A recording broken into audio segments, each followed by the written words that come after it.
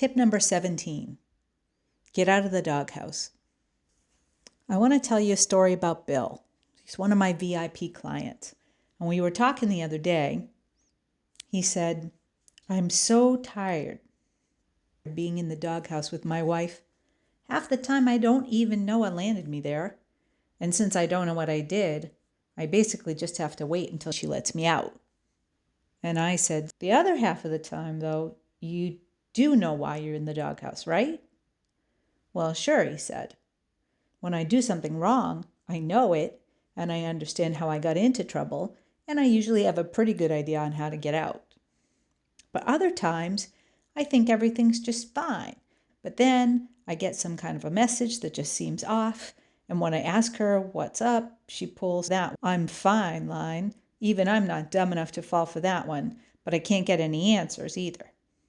Look, I'm working my butt off, 12, 14 hours a day. First off, I think I should get a pass on the little things. And second, if I've done something wrong, just tell me so I can make it right and we can move on with our lives. I hear you. So let's see if we can unpack this thing. But before we do that, it's important that you understand that I do not condone the idea of a doghouse. You are not a dog. You are partners and you deserve direct communication and respect. Still, it's worth looking at this. So let's start with what we know. You told me when you do something wrong and you get put in the doghouse, you know why you're there, right? Yes.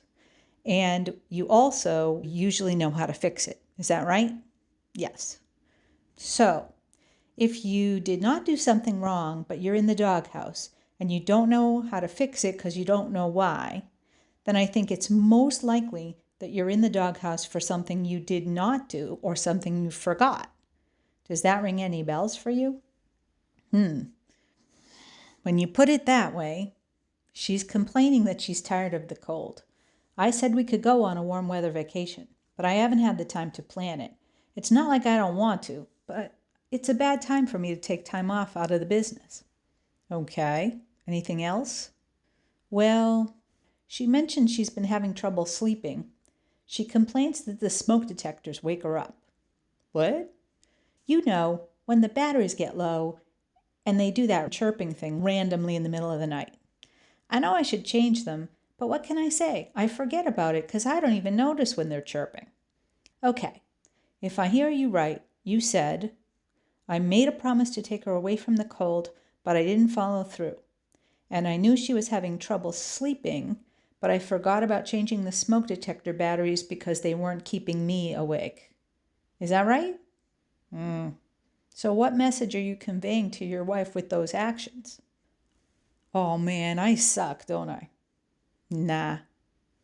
Once I heard Bill's story, I was able to help him with 2 prescriptions. First, we aligned his actions with his intentions. And second, we prepped for a conversation about retiring the doghouse. Bill was able to request more direct communication from his wife so he could immediately correct problems instead of letting them fester.